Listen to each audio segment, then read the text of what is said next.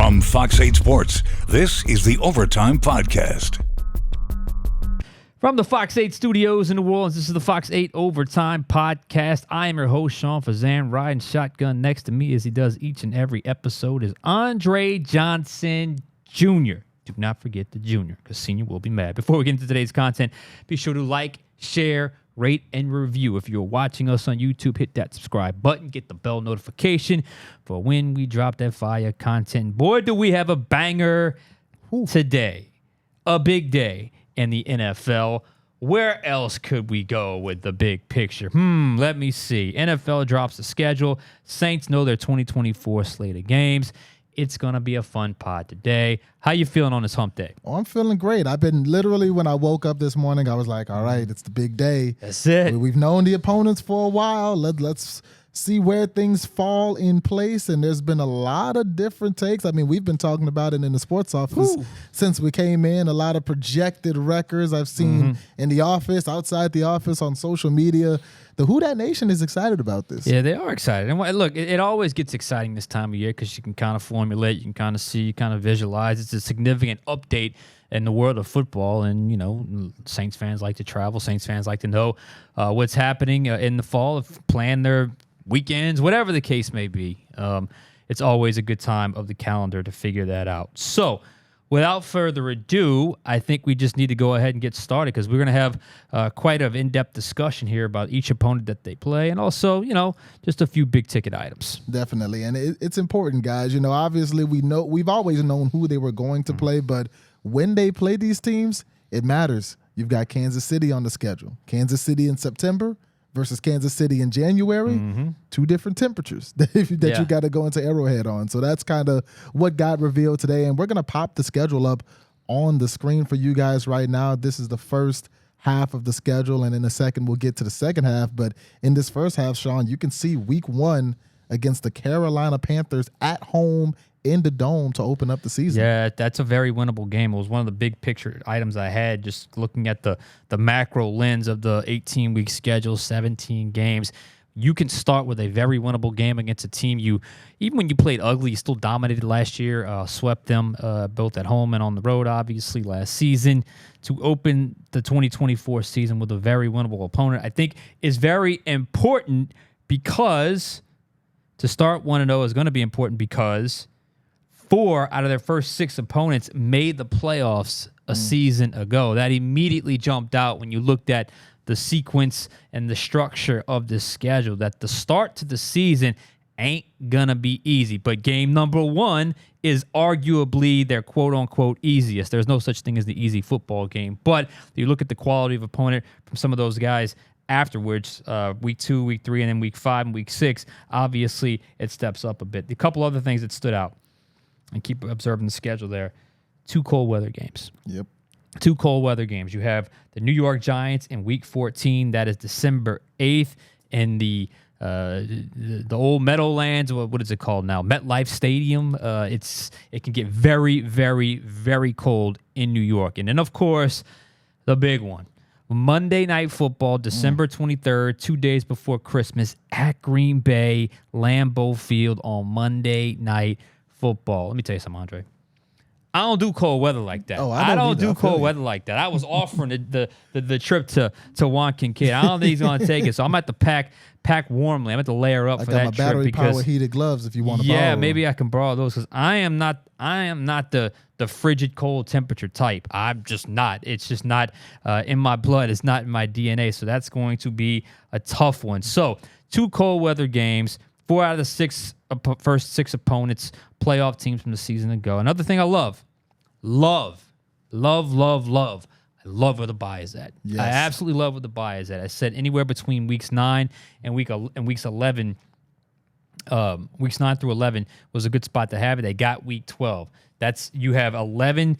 A tough stretch, 11 games, and you get to your bye week. That's a perfect opportunity to catch a break because at that point, injuries kind of pile up. They go down, they go back up. It's a long, long season. If you had that bye too late, you can dig yourself into a hole. If you have it too early, it doesn't help you on the back end. So to have it week 12 is actually right where I like it because it's the end of November. It's right before the Thanksgiving week, and it should be a perfect opportunity for the Saints to rest and heal up, especially when you consider week 7 is when they have their Thursday night game, which is their mini bye week. So you have it nice and paced right there between week 7 and week 12, kind of a half bye and then a full bye when you talk about the grand scope of this 18-week schedule. So I really like where the bye week is set up for the Saints. In the back half of the schedule, I feel like gets a little bit more manageable than the first couple games of this season. Right. And I'm gonna start good news and bad news.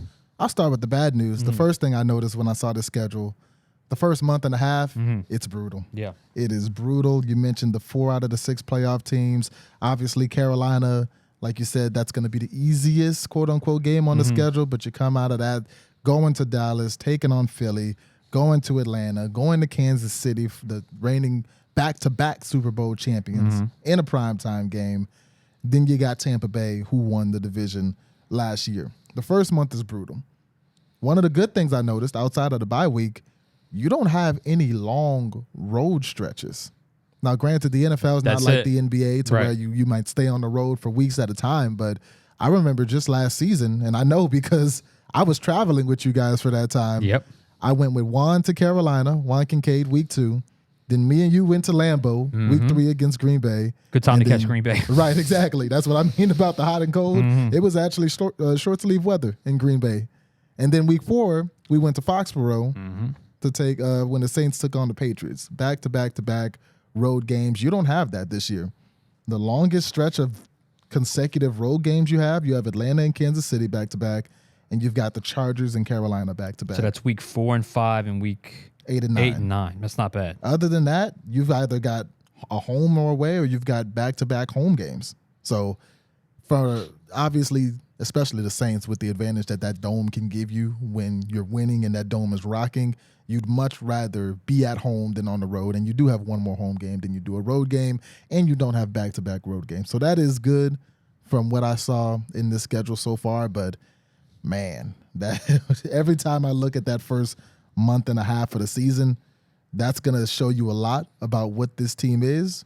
But honestly, I don't think that's the most important stretch of the season. I think the most important stretch of the season is going to be 13 through 18 as they come out of that bye week. Yeah. That final stretch, there's a lot of winnable games in that last month and a half of the season. And they've finished both seasons on the Dennis Allen strong in December. It's interesting you mentioned that the bye week, the road game stuff. I'm just looking at it here. 1, 2, 3, 4, 5. So 1, 2, 3, 4, 5, 6, 7, 8, 9. Last 9 weeks of the season, they only have to leave New Orleans 3 times. Yep. 5 home games, a bye, and 3 road games. So that managed September. Maybe that's where things can even out for you when you get to the heart of the schedule. Definitely. And I remember talking to the Saints, not this season, but the year before, when I think they had a week 4 bye week. It was coming out that London game against Minnesota. And they said they did not like having a bye week that early. And when you have a bye week that early and you essentially got 12, 13 weeks after that where the grind and physicality of football weighs down on you, they don't like having an early bye week. You really don't like having a bye week too late, because then it's like it almost defeats the purpose. Exactly. If you're having a bye week in week 14, So I think the week 12 bye week is really good for them. And now as we start to look at the individual games, Sean, we saw the Panthers in week 1. I think that's a winnable game for them. You think they come out of the dome with a win against Carolina? That might be a must-win. I mean, if you look at the way the 4 out of the first 6 were playoff teams a season ago, we know it's not always the same exact thing from the last year to this year. It's almost a must-win, almost have to have it win. It's the most winnable game on the schedule the first month and a half of the season, the first 6 weeks of the season. So I think Carolina, they got to be thinking win, win, win. Definitely. And Carolina is they were the worst team in the league last year, and it wasn't that close, but they're an improved team. They strengthened their offensive line. They brought in some receivers. They brought in a new running back, a new tight end. They were really active in the draft despite not having what should have been the number 1 overall pick. But with all that being said, I think Carolina is going to be limited at the quarterback position. I'm still not very high on Bryce Young. I think the Saints handle business against Carolina in week 1 and start their season off 1-0. Now, it's everything after that I'm concerned about as we look at week 2, their first road trip, pretty close to Dallas to take on the Cowboys. Yeah, and you can say this is probably the Saints, at least in their eyes, biggest rival outside of the NFC South, you would say. I mean, any non-NFC South opponent, I would think Dallas is probably the most hated or the biggest rival, at least amongst the fan base. So you go to Dallas. Dallas is a weird team. I mean, I don't know how they're going to be. No one knows how anyone's going to be 2 weeks into the season. On the surface, given the way they played last year, given the fact that they were better than the Saints a season ago, I'm going to give them the benefit of the doubt and say this is probably going to be an L for the Saints. But it would not shock me in the absolute least, if the Saints played well and actually won this game early in the season, just because you know how Dallas is. Sometimes they're great. Sometimes they're just weird. Sometimes they don't show up. And I could just absolutely see a scenario where the Saints play better on that day. Saints fans usually travel pretty well to that game. But for the purposes of this and what we're realistically looking at for the schedule week to week, I think it's not a difficult road trip because it's right there. Right. So that's manageable. But that's still a playoff team from a season ago with an established, but a quarterback kind of on the clock, so to speak, because they didn't give him that extension and they're gone. They disappointed last year in the postseason again. So be very curious. It'd be a good week 2 opponent when they go to Dallas, but I guess on the surface, you would think Cowboys favored in that game. Yeah, I mean, Dak Prescott, very polarizing quarterback when it comes to where he stands in the QB hierarchy. You don't have Tony Pollard, so the running game you would think would take a hit with them bringing back an older Ezekiel Elliott. You still got one of the best receivers in the game in CeeDee Lamb, but I'm not worried about their offense. It's that defense that I think is going to be a problem for the Saints because they'll be a week into the Clint Kubiak era officially when you're looking at the regular season. I think that offense may have some early hiccups as they get adjusted to that new system, and that Cowboys defense is a monster. They're nasty. You got to find Micah Parsons. Where is he at on the field? Exactly. Where is he at? Diggs' brother coming back in the secondary. He was injured last year, and that defense was still spectacular. I think that defense at home, that'll be a challenge for the Saints. If you made me pick today, I'm saying the Cowboys probably win that game, and things don't get any easier in week 3 as they stay in the NFC East and take on the Philadelphia Eagles at home in week 3. Okay, this has never been a good matchup for the Saints with Jalen Hurts. It just has not been a good matchup. It was fine when they had Gardner Minshew filling in for that game in 2022 near the end of the season, but Jalen Hurts has been a problem for this team.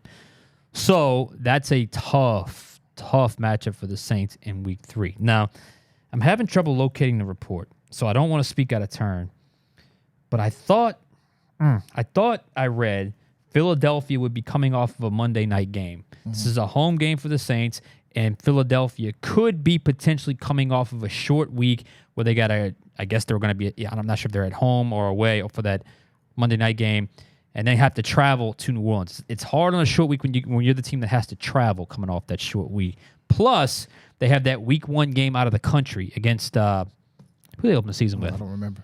Gosh, I can't remember. I should know that. But anyway, so that's the silver lining there if you're the Saints. You may be able to catch a team coming off of a short week. If that's indeed the case, I got to go back and find that report. But I'm looking at the guy right here. But unfortunately, I've reached my limit with the Philadelphia Inquirer articles. And I'm not paying for Philadelphia Inquirer articles. I'm sorry. But on the surface, this looks like a tough matchup. Eagles, obviously, a playoff team a season ago. So if you just go based off of that, you'd have to think this is a tough matchup for the Saints and probably one where they will not be favored as well. Yeah, you can definitely, argue that the Philadelphia Eagles, if they're not the best team in the NFC coming into the season, they're number 2. You're going to have Devontae Smith having a bit of a homecoming. Yeah. He's a Louisiana boy. And mobile quarterbacks in the Superdome. We've seen that episode a whole lot of times. Yeah. It's something that Saints, even as recently as last season, struggled to stop mobile quarterbacks. It's something they've struggled to stop for years now. It seems to be their kryptonite, and you've got one of the best, if not the best, mobile quarterbacks in the league coming into the Dome. He may be coming off Monday night, a lot of travel. It'll be tough, but I think the level of talent that the Eagles have early in the season, you think that team's probably going to be relatively healthy. That'll be tough for a Saints team.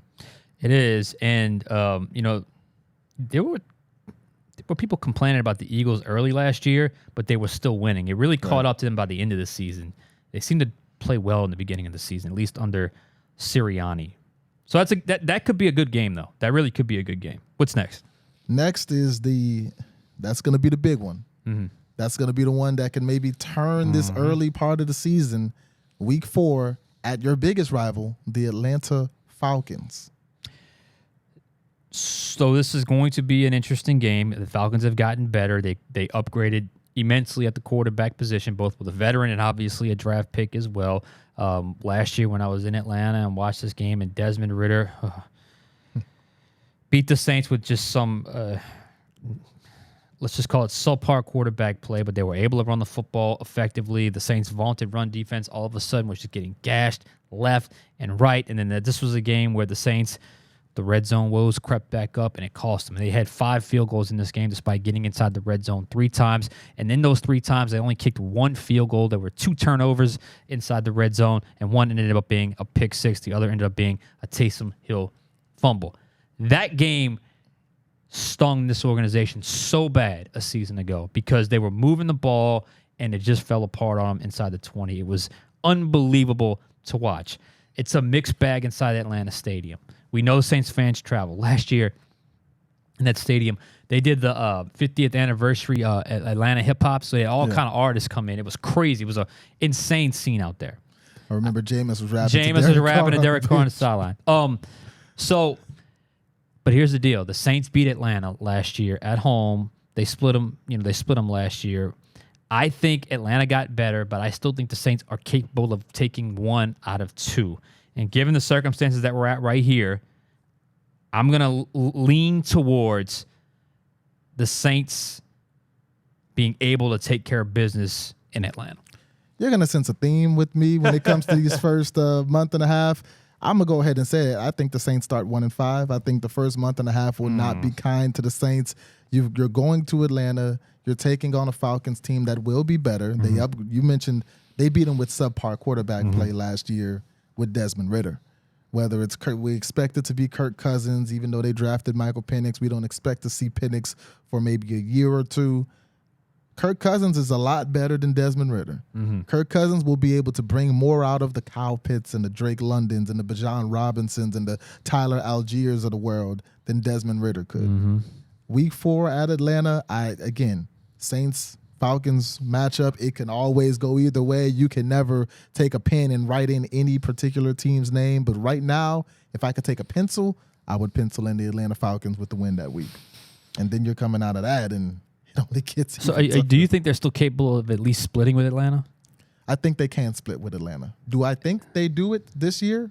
No. The way I wrote it down and mapped out each matchup, I do have Atlanta sweeping them, and I believe that'd be the first time Atlanta swept the Saints since 2016, so that would be monumental for them. A long time. I think it's a pretty wide gap in talent right now for those 2 teams. Yeah, it'd be interesting. It really is. It really boils down to the quarterback there, right. Because they've got such a loaded roster, but the quarterback play was just so bad the last couple seasons. It's the best quarterback play they would have had in a long time. The improvement in the leap from one guy to the next, from last year to this year, at the game's most important position. It really all depends on how long it takes Kirk Cousins to figure it out with the new coaches and getting on the same page with his teammates. That's why it might be a good thing you're kind of catching them early, week 4. But I still think they split Atlanta. And this one, I'm gonna give the road team the victory in week 4. What do we got next? Up into week 5, we are taking on the back-to-back Super Bowl champions in Arrowhead. Primetime game Monday night against the Kansas City Chiefs. Taylor Swift might be in the stands. She might be. How do you think the Saints fare in KC? Well, this is going to be a milestone for yours truly. I've been at this job for a long time, and I have been to every single current NFL stadium except Kansas City. So this will mark this will complete my NFL tour. There we go. You don't always get Kansas City. You get them every 4 years and every 8 years on the road. The last time they played there was 2016. I was hoping I could catch them in the preseason one year. Yeah. Never happened. But I will be able to go to the to the legendary Arrowhead Stadium to watch the Saints face the Super Bowl champs. How about the Saints getting some primetime love against the Super Bowl champs? It didn't shock me that the Saints would have 3 primetime games, but look, Kansas City being one of them, hey, look, that's going to put them on a pretty big stage. But look, Kansas City won the Super Bowl last year with their quote-unquote down year, down offense. This team is going to be locked and loaded, ready to go. Mahomes plays well, and he plays big in big-time moments and in prime time. So I'm not going to say the Saints can't win, but there is absolutely no way I can look at this game and say, oh, the Saints are going to pull off the upset. I mean, maybe if crazy things happen during the season and by the time they play, you're not exactly facing the Chiefs team you thought. But if they got Mahomes, it's hard for me to see the Saints coming away with any kind of victory in this game. But I'm going to enjoy my trip to Kansas City and Arrowhead. Get you some barbecue. That's it. I also think the Kansas City Chiefs will win this game, but I'll say this. If there was any game on the schedule that you would look at and say the Saints aren't supposed to win this game and they might actually come out with a win, I think Kansas City in prime time would be the game. Why is that? You got to think Kansas City last season, they won the Super Bowl. They were up. They did this. They did that. They lost a couple games that they should have won. Yeah. They lost to the Broncos last year. The Broncos weren't a good team. They lost to the Raiders last year. The Raiders were not a good team. They barely beat the Jets. They barely beat the Patriots. They barely beat the Chargers. 3 teams who were not very good teams. The Chiefs, when it comes down to it, are one of the best organizations in all of professional sports. But last year, they were up and down. You know, Patrick Mahomes still adjusting to life without Tyreek Hill. They did get a new speedster in the draft. Travis Kelce, I don't know if you can call it a regression, but last year he wasn't the Travis Kelce that we saw in the previous 3, 4, 5 seasons.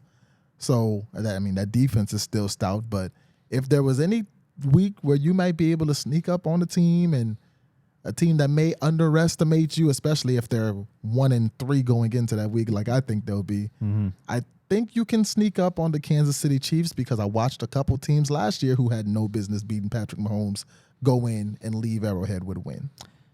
Yeah, I mean, it's possible. It's absolutely possible.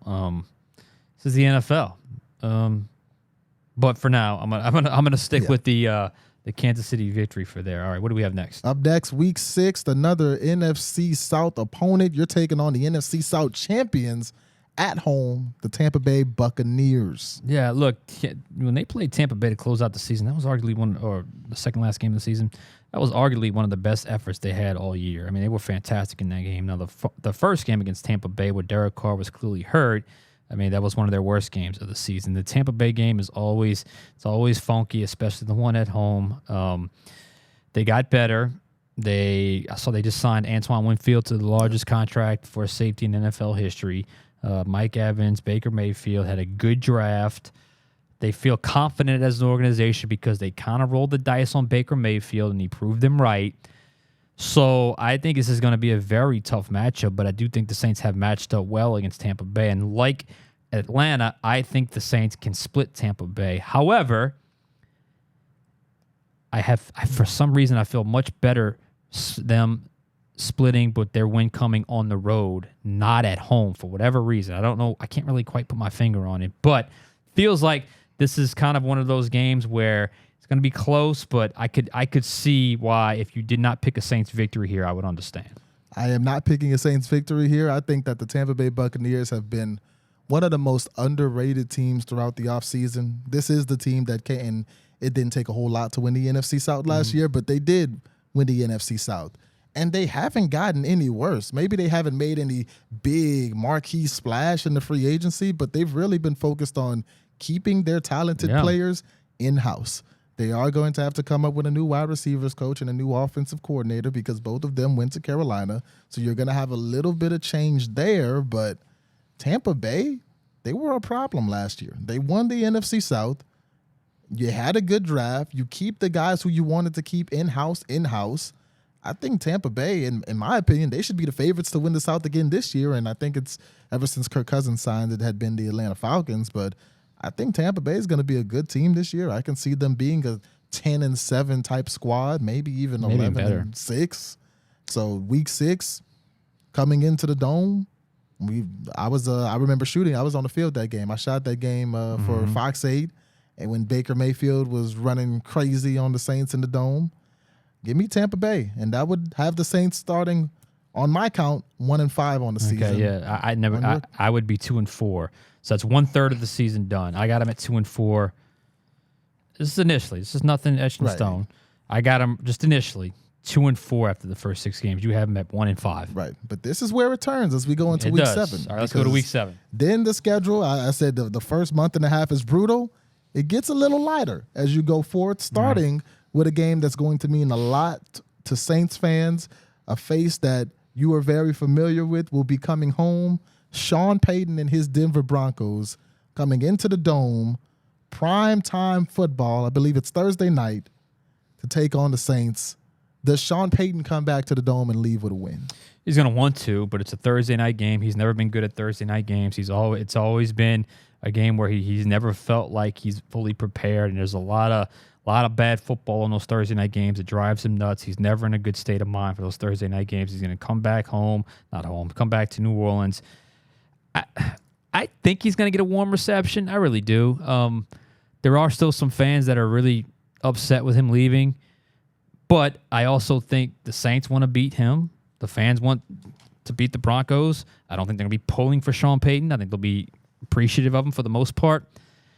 And I think Sean Payton would rather die than lose this game because he loves to beat his former team or loves any kind of connection to a former team where he can kind of stick it to him. He loves to do it. He's that level. That's just what he does. He's a competitive guy. He's petty. He's petty. Let's just call it what it is. But this is still a Thursday night game.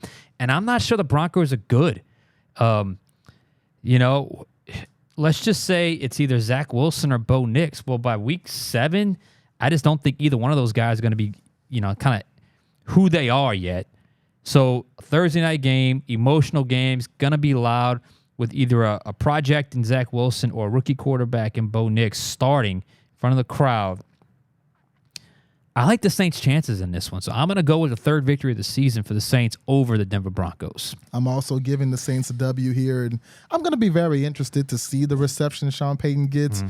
I believe he should get a warm reception. I know in the NBA they do a lot of video tributes. I don't know how often video tributes happen in the NFL, but if there was anybody who probably deserves a video tribute in New Orleans that's on another team right now, it's Sean Payton. I mean, the greatest days of this franchise happened with him at the helm. I think he should get a warm reception before the game, but I don't think it'll be very warm during the game. I think the Saints are just a better team than the Broncos. Like you mentioned, you got Bo Nix, Zach Wilson. I don't have a lot of faith in either one of them. Mm-hmm. You lost Jerry Jeudy. He went to the Cleveland Browns, so your receivers aren't in a great spot. Cortland Sutton, there's a little bit going on between him and the team right now. He's your number 1 wide receiver. You got Javonte Williams at running back. I'm not a fan of where that Denver offense is right now. I think you've got the Saints coming off a brutal stretch. They're at home. It's going to be an emotional game. There are still some people on that roster who played for Sean Payton. Yeah. And just like Sean Payton doesn't want to get showed up by his old team, those players aren't going to want to get shown up by Sean Payton. So I think it'll be one of the Saints, and it's on primetime. I think it'll be one of their best games of the season. It'll break the losing streak that I have them down for. Give me the Saints win week 7 against Denver. All right, so they got a mini bye at week 7. What's up week 8? Week 8, you've got the 10-day layover since you're playing on Thursday. So you got the long week going into Los Angeles to take on the Jim Harbaugh-led Chargers. All right, on the surface, I think people have viewed the Chargers as a team that's going to be on the come-up. Got a competent head coach with a great young gunslinging quarterback, with a talented roster, even though they made a few trades. But the Saints have always done well with this after the mini bye. After that Thursday night game, they've always done well. So as much as this one feels like a toss-up or probably should be pointing in the direction of the Chargers, I am going to kind of label this one as one that maybe they sneak up on the Chargers here. And maybe this is a game where defense shows up. Offensively, they're well-rested. Everyone's well-rested, coming off of an emotional week, have enough time to decompress, have enough time to relax, have enough time to refresh, go out to the West Coast, probably see some Saints fans out there. We won't see a whole lot of Chargers fans out there. They don't support that team. And I think the Saints can win this matchup. I think they can beat the Chargers to go back-to-back over the AFC West? I'll go as far as to say I think they should beat the Chargers. I think the Chargers are a team offensively.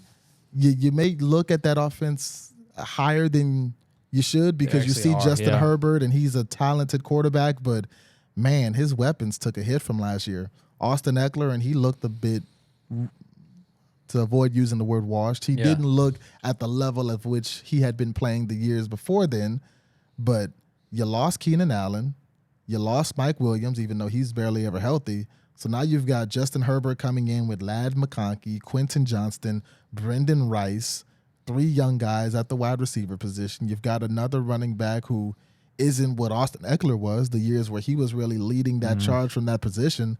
I think the Los Angeles Chargers are a team in transit. They're a team that are still trying to figure a lot of things out, and they're doing it with a new head coach in Jim Harbaugh. I think that they'll struggle early, and this is still in the first half of the season. So I think the Saints go to California, a place they'll be pretty familiar with, seeing that they'll be spending a few weeks during training camp in California. And I think they leave with a win, have a little back-to-back dub situation, start of a winning streak. Yeah, because I think the next one's coming too. What do we have week 9? Up 9 is another very winnable game against a very beatable team in the Carolina Panthers. Matchup number 2 of the season, this one in Carolina. We think they complete that sweep of the Panthers? I think they do. I mean, last year they played ugly in Carolina on that Monday night game, but still won. And by the time that game was over, they had won fairly convincingly. 2 touchdowns is a convincing win in the NFL. With for the Tony most Jones part, they had Tony Jones at running back. And look, I think this is the NFC South team that they can sweep. I think they will sweep them. I know it's a West Coast trip. It's a long flight back, but kind of regroup, and it's just the back end of their second back-to-back road game. It's the only 2 that they have, obviously, as you mentioned, this season. So Carolina, just not there yet. Hopefully by this time the Saints have kind of connected. Clint Kubiak's system's kind of connected. Familiar foe, familiar place to play. Not the most intimidating crowd in the world in Carolina. Sorry, Carolina fans. That's just the truth. So I am going to, sorry about that. I know you're a Carolina guy. Yeah, sorry about that. Yeah, I'd be thoroughly disappointed if the Saints lost this game. So I'm going to have a Saints victory, which means for me that is now 3 straight wins for the New Orleans Saints. Oh my. Same. I've got the 3-game winning streak. I think Carolina, this isn't their year. They're building something. I believe they'll get there eventually. Eventually is not right now. I think the Saints are riding high off 2 big wins over Sean Payton and Jim Harbaugh, 2 of the most recognizable coaching names in the world. And I think they ride high into week 9 against Carolina. They handle their business, and then they come back home week 10. And that's when it gets challenging again, because then they take on another NFC South foe for the second time, the Atlanta Falcons. The Atlanta Falcons. And so in the interest of fairness, I said they're going to split the Falcons. And I predicted the road win this year for the Atlanta Falcons. So Week 10, as much as I would hate to predict the loss, I think it's a toss-up between these 2 teams. And if I'm going to stay consistent on the record, and I said earlier they were going to split, and I said they were going to win that road game early to avoid that 1-3 start, then I got to be fair. Very close game, tough, emotional, but I'm going to pivot to the L here. Now, it could flip. I can, if they split and they lose the road game but win the home game, that's fine. But I'm going in the interest of staying consistent. I said they were going to split the Falcons, so I'm going to stay low. I'm going to say loss.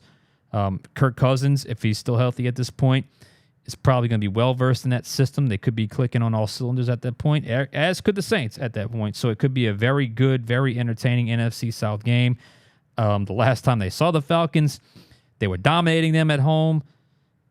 Last time they saw them inside the Dome, DA was apologizing to Arthur Smith. Arthur Smith is now fired. I think the Saints fans are going to want that win. I think the Saints should get that win. But for the interest of this game-to-game prediction here, I'm going to go on a limb and call this one an L. Saints take the L against Atlanta. It's been almost a decade since the Falcons swept the Saints. I said earlier in this podcast, I think that changes this year. Obviously, anything can happen in this rivalry. The Saints, not at all is it foreign for the Saints to get a win either in Carolina or at home, but I think Atlanta took a step forward. I can't say right now. I think the Saints took a huge step forward from where they were last season. I think Atlanta did take a sizable step forward. I'm going to take Atlanta to end the winning streak. That would, by my count, put the Saints at 4-6. By your count, it would have them at 5-5 5-5 in week 10 of the season, heading into a second home game back-to-back, this time against Cleveland, and you'll have a fan favorite coming back home. Now, he may not be the starter. Who knows? Deshaun Watson's supposed to be the starter, but he's had a lot of health issues. Yeah. And number 2 on that depth chart right now is Mr. Famous Jameis Winston coming back to New Orleans in week 11. And that could be a really big turning point on the season, depending if they win or lose that game, especially the way the standings would be shaping out if what we think will happen in the first half of the season happens. Yeah, I do think that could be. Deshaun Watson in Cleveland just hasn't clicked. It just has not clicked. And if Jameis were the starter, I think the Saints know Jameis would be so jacked up from an energy standpoint, from a frenetic standpoint. I think it would actually work in the Saints' favor, despite his want to desperately beat the Saints should that scenario play itself out. But I like the Saints here. The last time they played Cleveland, in Cleveland, coldest game in franchise history. They were able to, it was one of the best wins of the Dennis Allen era. They really played well back near the end of the 2022 season. I think it was Christmas Eve. Week 11, I guess you can call this an unfamiliar foe because they don't play them every year. Yeah. But it's going to be a tough matchup. And the last time Deshaun Watson was in the Dome was the 2019 season opener. He killed it. He was awesome. They lost when he was with the Texans. But they've got a good team. They got a good defense. Cleveland does. This is a weird one. But, I got to go. This is such a toss-up. Oh, what do you give me yours first? Because I got it as a toss-up right here. I went with the win. Okay. Now it's going to be tight. It's going to be hard fought because if Cleveland's healthy, they're getting Nick Chubb back, one of the best running backs in the NFL over the last few years. You do bring in Jerry Jeudy to help out Amari Cooper in that receiver room. David Njoku as a tight end took a big step forward last year. That defense is going to play. I mean, the Browns were kind of underrated last year. I mean, this team was so good that Joe Flacco came off the couch and managed to lead them into the playoffs in what was the toughest division in the NFL last year. I think all the teams in the AFC North had winning records. But where I hold when it comes to the Browns is that quarterback. Deshaun Watson has not been able to give them consistent play at quarterback. And if something happens to him and it's Jameis, man, we talked about Sean Payton. We don't know what kind of ovation he'll get. I know the Saints fans ain't got it in them to boo Jameis Winston. No. Jameis Winston was too beloved in this city, but like you said, I think that'll work against them. This is a defense that's very familiar with Jameis. Not only have they been on his team for a while, many of them played him when he was in Tampa. So this is a defense that's been playing Jameis for almost a decade. Yeah. So, I mean, Yeah, they know him well. I think the lack of consistent quarterback play in Cleveland is going to burn them in the Dome, coming off, in my opinion, a tough game against Atlanta. I think they get what could potentially be one of the biggest wins in their season, Week 11 against Cleveland. Yeah, me too. I'm going with the win. I'm going with the win. I'm going with. So that has 6-5. 6-5 I'm at the 5-6. bye with the Saints. 6-5, and clearly it's that middle stretch that really helped them kind of sort things out and kind of put things back in line after a brutal start to the season. So if you're 6-5 or even 5-6 at the bye week, given the way you had to start, I'd feel okay about where I was if I were the Saints in that regard. Especially coming down the final stretch of this season, which we're about to get into, because you got the bye in Week 12. You come out of it Week 13 against the team you played last year in the Los Angeles Rams. You played them in L.A. last year. I believe the Rams won 30-22. Thursday night game. But if you watch that game was not as that close as 30-22. This time they get them at home. Do you think things are different with the Rams? Yes, because I think Stafford's a little bit older. I think the 2022 they played the Rams, and I think that was one of Andy Dalton's better games. They beat him pretty well. That was the Caden Ellis game. But I think was Stafford playing that game? Bryce Perkins was definitely in at one point. Okay. I believe Stafford started, Yeah. but he got hurt, and Bryce Perkins had to come in. So my point is, the Saints could win this game, but I'm gonna predict a loss here for now because of just the respect I have for McVay and the respect I have for the Rams organization. They were able to make a decent run in the playoffs a season ago. But don't get me wrong here. But don't be foolish to think the Saints cannot win this game, especially at home, because they've beaten the Rams the last couple times. They've played them at home. For whatever reason, on the road does not fare well for them against the Rams, but they get them at home this time. But Week 13 coming off the bye, as much as I want to say they're going to handle the post bye game like they should, I can't go there yet. So I'm going to go Rams get the victory in this one. I go with the Rams too. Last year, obviously Stafford's going to be a little older, but last year Cooper Kupp dealt with injury issues. Obviously, right now we can only assume that everybody's going to be healthy. So you've got Cooper Kupp coming in, and you've got Cooper Kupp's protege, or heck, you might even argue that the grasshopper has surpassed the master in Puka Nacua, who was spectacular last year, one of the greatest. They ran circus on the Saints secondary last year. One of the best rookie receiver seasons we've seen ever. Kyron Williams, the second-year running back from last year, he's coming into his third season. So you got Stafford a year older, but you've got Puka Nacua and Kyron Williams with another year of experience under their belts. Both of them played really well last year. Shout out Puka Nacua for helping me win a fantasy football championship. I take the Rams with the win, and the Saints fall, in my book, to 5-7. To me, that would be 6-6. Yeah. Okay. I'm not going to spend a whole lot of time on Week 14. Who do we have? We got the first true cold weather game of the season when the Saints head up to New York, New Jersey, whatever you want to say, to take on the Giants. Yeah, look, they should win this game. If they don't, that's frustrating. That's disappointing. Daniel Jones obviously is a player that seems to be a little bit all over the place. I know they didn't draft a quarterback, so they're rolling with Daniel Jones. They had a couple nice draft picks. I love the Malik pick, the Malik Neighbors pick. But I just think this point in the season, December, hopefully at this point, New York is kind of falling apart a little bit.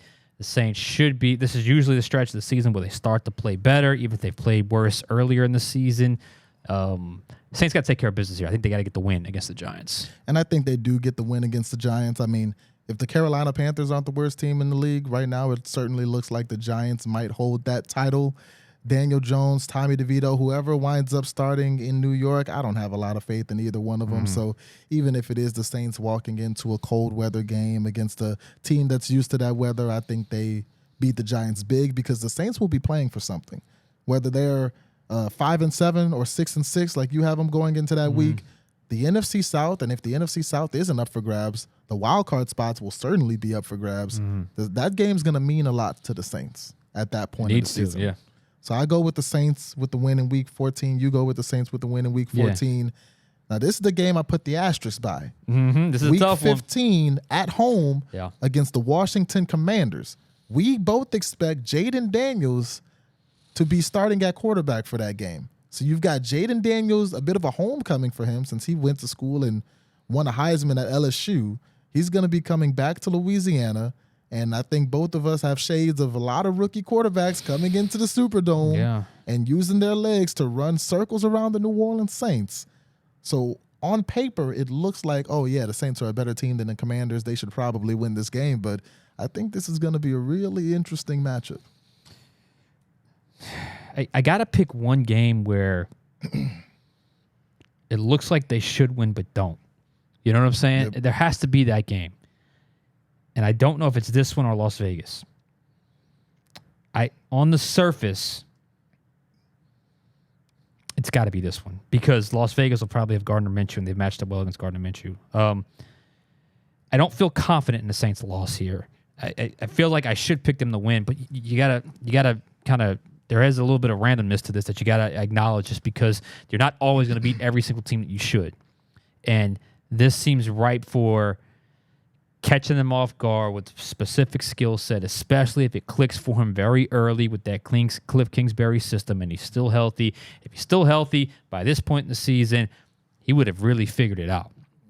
He's fast as all get out. We know that. Saints have obviously had trouble with dual threat quarterbacks. That's why they brought in Willie Gay, because he's been known as sort of the dual threat stopper, if you will, with the way he's able to spy on quarterbacks. And hopefully that would work should they get this matchup. So while I think the Saints should win, for the purposes of this exercise, I'm calling this a loss, just because there's always going to be one game on the schedule where you should win, but you don't. Took the words right out of my mouth, because if Saints fans, however optimistic you are, you know over the last few years, there's always at least one or two games where you're like, oh, yeah, the Saints should definitely win this game. They're way better than this team. Put it in Sharpie. That's a dub.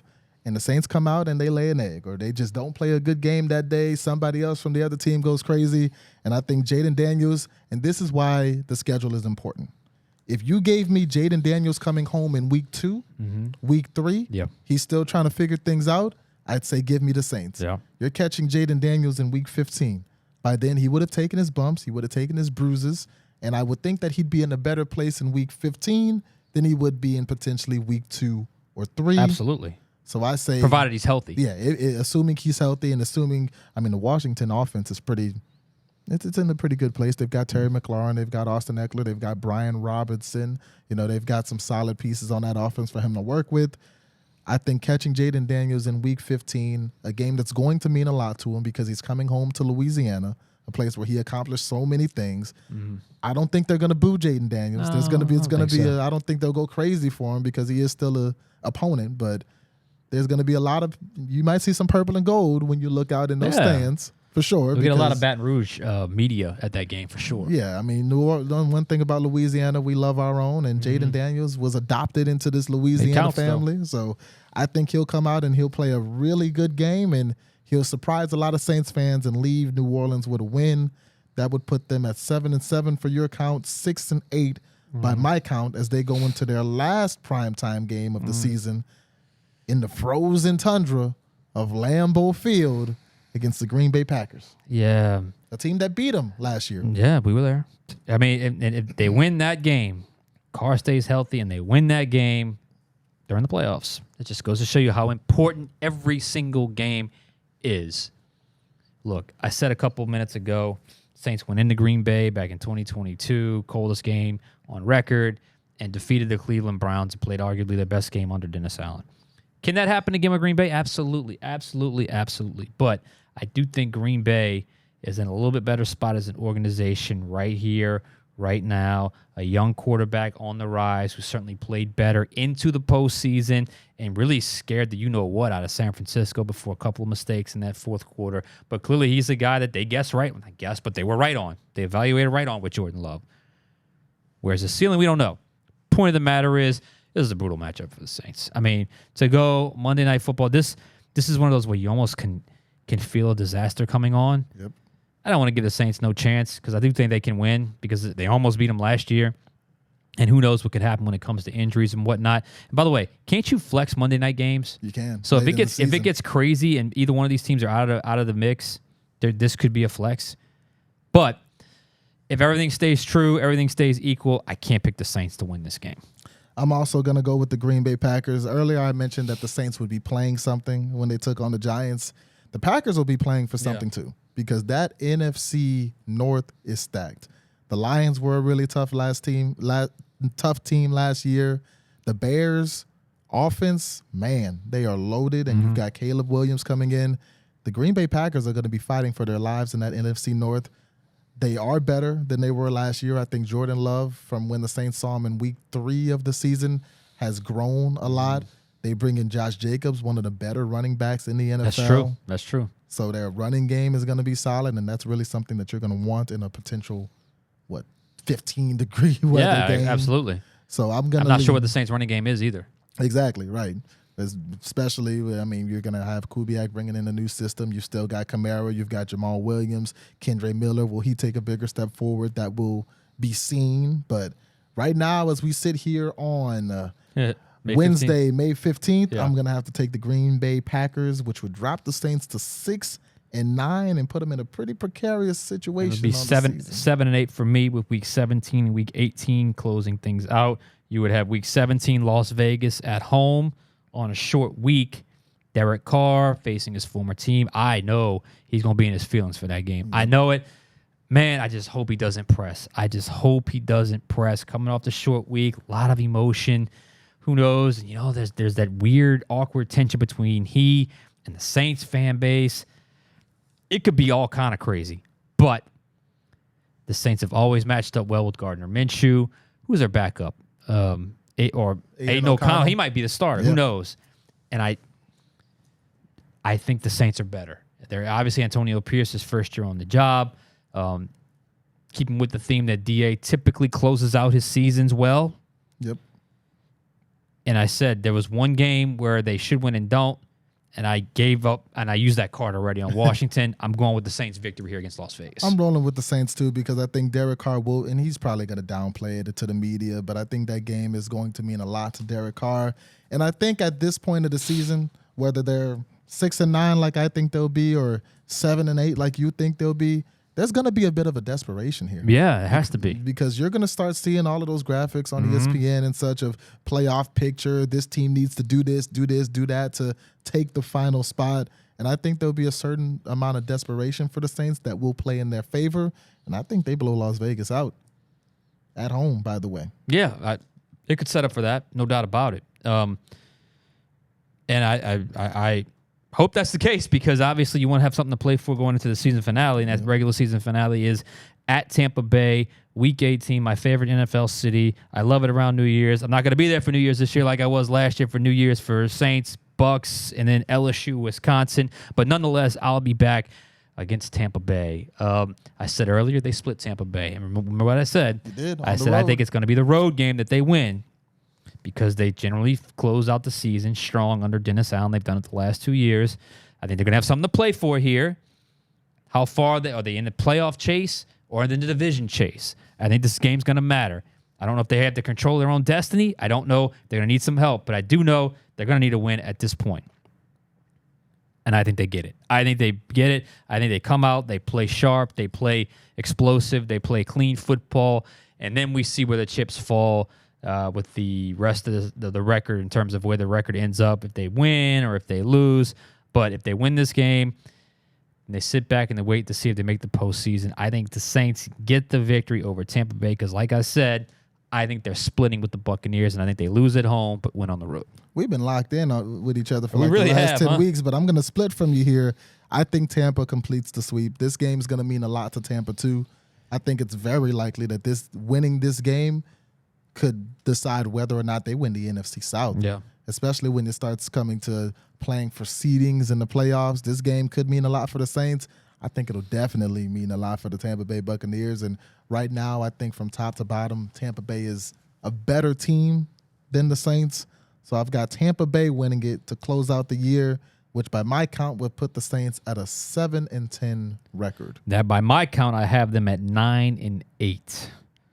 Maybe I'm on the optimistic side. You're a little bit on the pessimistic side. But I want to bring this up because I was just kind of going through this in my head. If you just went through the teams that the Saints had a better record than last year that they're playing this year. Yep. How many? And you gave that a win. Carolina 1, Atlanta 2, Denver 3, Chargers 4, Carolina 5, Atlanta 6, Giants 7, Washington 8, Las Vegas 9. We'd had 9 and 8. It's crazy. That's where I don't know where the schedule stacks as far as the second easiest in the NFL, but I do think you're on a crash course, collision course with another somewhere between 7 wins and 10 wins, right in that middle of the pack yet again for the Saints in 2024. Right, and I think the most important thing when it comes to this schedule, the first month and a half is brutal. I think they're 1-5 after that first month and a half with games against Dallas, Philadelphia, the improved Atlanta Falcons, the defending Super Bowl champs in Kansas City. But I think this last stretch, coming out of that bye from weeks 13 to 18, that's going to be pivotal for the Saints. That's it. Because after that brutal stretch, you have a pretty easy stretch, as easy as it can get in the NFL, with the Broncos, the Chargers, and the Panthers. Coming out of that bye, you've got Rams, Giants, Washington, Green Bay, Vegas, Tampa Bay. That is 6 games. If you can win 4 or 5 of those games, even if you do start the season off slow, assuming that you can kind of bounce back in the middle heading into that bye, if you can win 4 or 5 games in that final stretch, you're putting yourself in a good position to challenge for the NFC South or at least make the wild card. Now, I don't have them winning those games. I think they finish 7-10, but it'll definitely be fun to watch. A couple things I wanted to point out. I think for the Saints to have what they would view as a successful season, which is getting back into the postseason, a couple of things have to happen. I think they have to at least go 4-2 in the NFC South. Yeah. So if you can sweep Carolina and split the other two, you would get to 4-2. I don't think they can overcome a 1-5 hole. I think they got to be at least 2-2 after the first 4 games, and by the midweek, by the midseason ish, the 8-game mark, I think you got to be around 4-4 to give yourself that opportunity to kind of bounce back on the back half and hopefully finish out the season strong. But that's why, look, it looks a certain way right now. It may not look that way when they finally play. That's what makes the schedule so interesting, because games that look easy don't always become that way, and games that look difficult all of a sudden become that much easier by the time the game is actually played on that Sunday. Definitely, and I mean, it's fun to see, especially now that we can measure out, these are the cold weather games. This is you play this team here. Oh, you get Jaden Daniels late, but you get Bryce Young early. You get Dallas when they'll be healthy, compared to you getting Green Bay in Week 16, where, I mean, it's not if there will be injuries on both teams by then. We'll just see who's healthy, who's not. That's just the way the NFL shapes out. But, I mean, it's going to be fun. I think the Saints have a lot to figure. I mean, every team has a lot to figure out between this time and the start of the season, but the Saints definitely have a lot to figure out as they head into OTAs, which are next week. You got mini camp not too long after that, training camp coming later in the summer, and we talked about some of the preseason games yesterday on the podcast. So it's step one of a very long process, but this is one of the most fun steps of the offseason. No doubt about it. It organizes things. You organize things. You kind of got a feel for what's coming down the horizon. For someone like me that travels, I got some flights to go book, and I gotta get some logistics to figure out. Because not just this, we have the preseason. We have spend 3 weeks or so in Irvine, California, with the Saints training camp. So it's about to be here before you know it. It's already middle of May 15th. The schedule is out. It should be fun up ahead the next couple of months and into the fall. My friend, we have gone, oh my goodness, almost an hour here talking to Saints. This is a record for us. It's the long. I don't know what the longest episode between you and Vasilios was, but I know this is for sure. This is definitely the longest. We never went close to an hour. So thank you guys for sticking with us. We're going week by week by week. Please leave your comments in the comment section. Let us know your predictions. Let us know what you think the schedule is good, bad, ugly, whatever the case may be. Let us know. We will try our best to respond to each and every one. We're out of words, man. We've been talking for a long time. I know Juan Kincaid and everybody in the sports office. They probably wonder where we're at. Where are they at? We got things to do today. We got things to do. So we're going to go get back to it. For Andre Johnson Jr., I am Sean Fazende. We'll catch you guys next time on Overtime.